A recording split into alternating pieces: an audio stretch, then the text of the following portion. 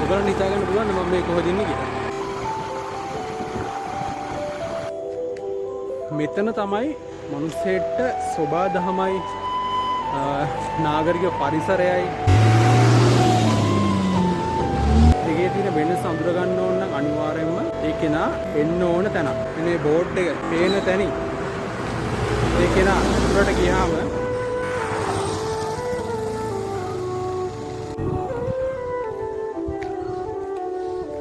මට කියන්න තේරෙන්නේ නැහැ. ඔයගොල්ලන්ට මේ දැනෙන කූල් එක මෙතනින් එහාට ඔයගොල්ලෝ වන්නේ වෙනම ලෝකයකට.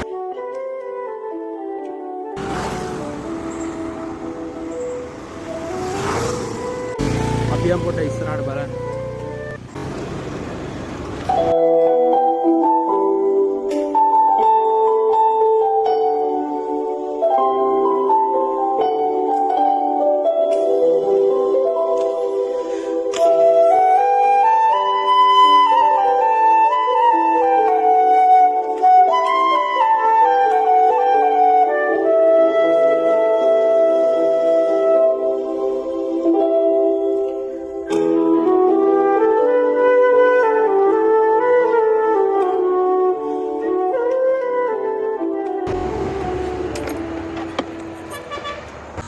කොට්ට වනාන්තරය ඇතුළට වුණාට පස්සේ ඔයගොල්ලන්ට ආයෙත් එන්න පුළුවන් නියම තැනක් තමයි කොට්ටව තියෙනවා ස්වාභාවික නාන තටාකයක්. ඒ කියන්නේ මේ මූල්‍යයක් විදිහට හදලා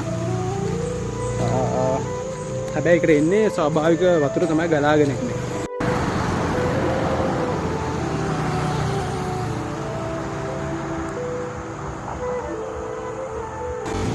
කොට්ටව පැත්තට එනකොට ඔයගොල්ලන්ට මෙන්න මේ වගේ බෝඩ් එකක්. වතුර අවුල් වෙලාද නැහනේ?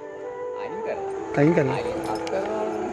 කොහොම නැත්නම් අර අවුල් වෙනවා ටික. කොට්ටවන අන්තරාගය කියලා ගහලා එක පොඩ්ඩක් ඉතිරිසෙවල කාට දැන් හරියට නඩත්තුවක් නැති හින්දා.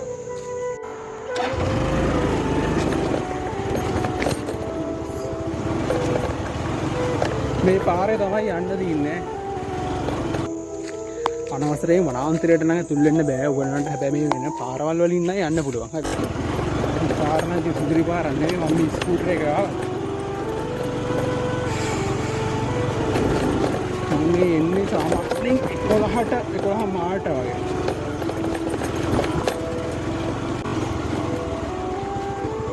පූල් එකට වෙවැත්තේ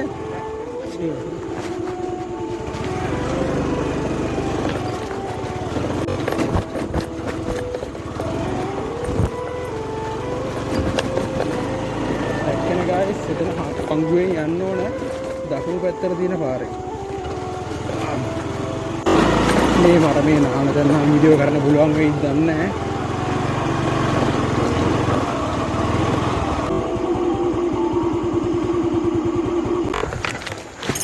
සීයා නේද? කිසිමයි. ඇති බෑ.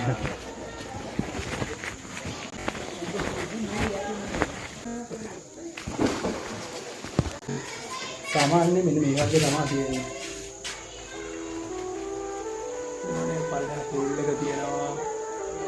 පූල් එක වටේ තියෙනවා මේ වගේ ඔයගොල්ලන්ට ඉන්න පුළුවන් විදිහට හට්. මොකද මේ ටිකට් එක සාමාන්‍යයෙන් පොඩි ළමයින්ට වෙන්නේ රුපියල් 50යි. වයස අවුරුදු 12ට වැඩි කෙනෙක් නම් ටිකට් එක වෙන්නේ 150යි. ෆ්‍රී ෂූට් එක 500ක්. මම මේ ලොකුවට වීඩියෝ කරන්නේ නැහැ. මම වීඩියෝ කරගෙන යනවා මේ අර පැත්තට අල්ලන්න බෑ පිට ඇත්තටම නානවනේ. ඕනට මම මේ ටිකට් එක නිකන් අරන් ආවේ මෙතන තන පෙන්නන්න විතරයි. හරිද? අර වගේ තමයි තියෙන්නේ.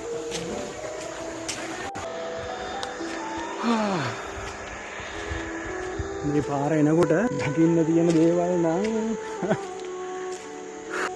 කොට්ටව පැත්තේ දැන් ආයේ මම මේ ගාල්ල පැත්තට කරාපිටිය පැත්තට යන්නේ. එතකොට මෙන්න මේ වගේ පාලමක් එක්ක ලස්සන පිරිසිදු වතුර පාරක් තියෙනවා.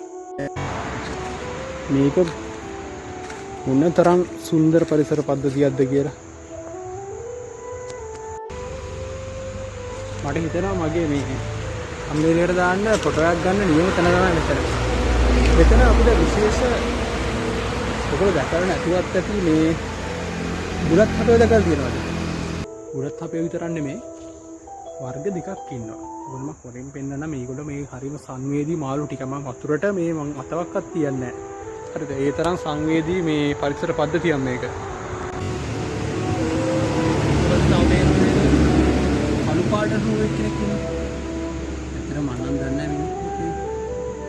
බලන්නකෝ මේ කොච්චර ලස්සන සුන්දර පරිසර පද්ධතියක්ද කියලා. ඕගලන්ට හිතා ගන්නවක පුළුවන්. මට මෙතනට පේනවා මල් කොරලියෙක් ඉන්නවා. ඕගොල්ලෝ හොයාගෙන. අර මට මයිලි දින්නේ නැති.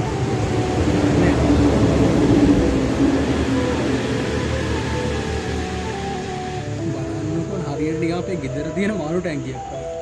ඒ තරම් විවිධ වර්ගවල විශේෂිත මාළු වර්ග ගොඩාක් මෙතන බලන්න ඉන්නවා. ඇත්තටම මනුස්සයට ජීවිතේ පොඩි හරි වෙලාවක් තියෙන්න ඕන මේ වගේ පරිසරයකට ඇවිල්ලා නිදහසේ මේ දේවල් පොඩ්ඩක් විඳින්න.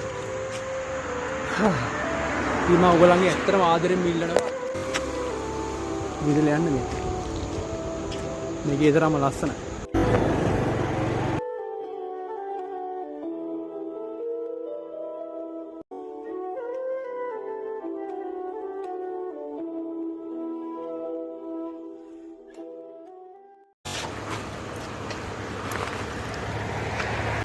මේ රොටි කීයද?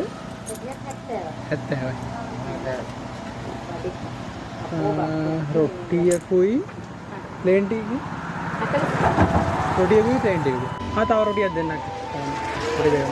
ඒකයි පොළොටි දෙකයි කීයද?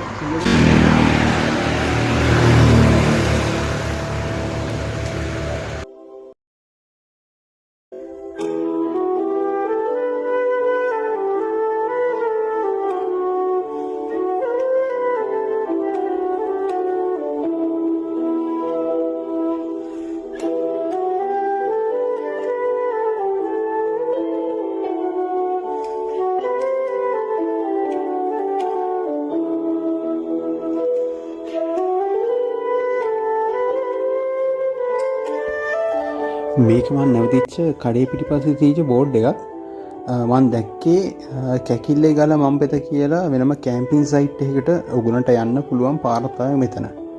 හැබැයි මෙතනින් යනවා නම් අපිට වෙනම අවසරයක් අරගෙන යන්න ඕන කියලා තමයි මේ බෝඩ් එකේ ගහන තිබුණේ. ඔයගොල්ලෝ මේ පාරේ යනවා නම් පොඩ්ඩක් මේ ඇඩ්වෙන්චර් එක්ස්පීරියන්ස් එක ගන්න ඕන නම් මේ ගැන පොඩ්ඩක් බලන්න.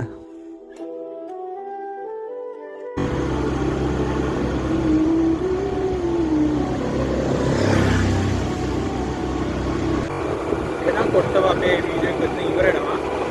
ඔයගොල්ලෝ අනිවාර්යයෙන්ම කරා පිටින් ගම මේ පැත්තට ආවොත් එහෙම අනිත් මේ කොට්ටව කැලේ ගම් පොඩ්ඩක් නැවතලා තියෙන ස්වභාවික ලක්ෂණ